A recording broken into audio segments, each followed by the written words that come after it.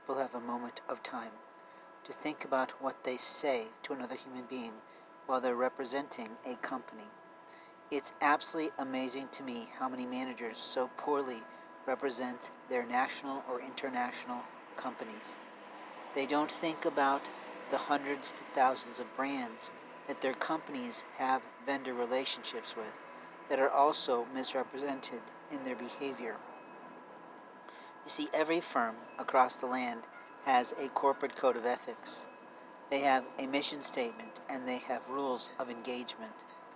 And when those rules of engagement are violated by their employees, there is a crisis in a way, because the person who they violate rights on has many options of retaliation.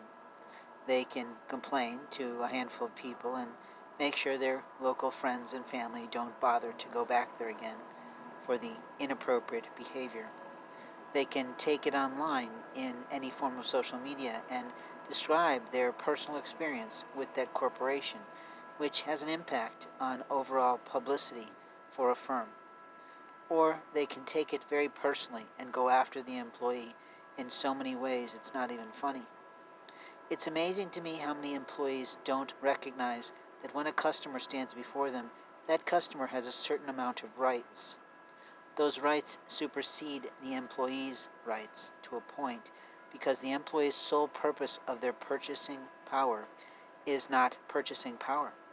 The employee's job is to serve the customer who has the purchasing power, the promotional power, the networking and referral power, and the employee's job is to serve those goals for the company's sake.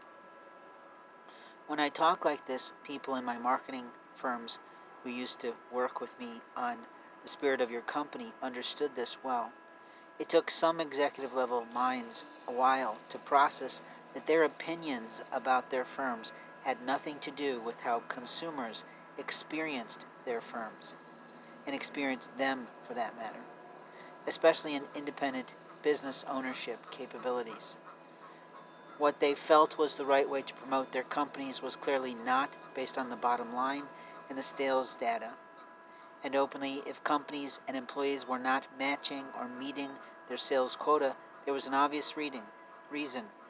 The reason was usually that they had not produced enough content for someone to care enough about them to produce a new opportunity or sale.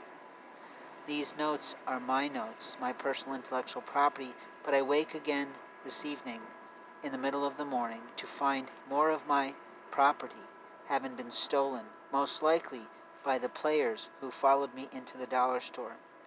I pretty much had everything with me before I got to that store, and I recognized the same people milling about near me. But I didn't say a word because it's hard to prove those things. I recognized the Chinese couple, I recognized the young Philippines, and I recognized the black girl with long braids. I also recognized the unusual way in which the clerk was talking to me. But openly, that's what liars do. They step up their politeness so they can harm a life. In life, we have moments of time to show who we are in the house of God, and when people lie, steal, and cheat others out of their rights with the Lord, they are really harming their own lives. Thanks for listening.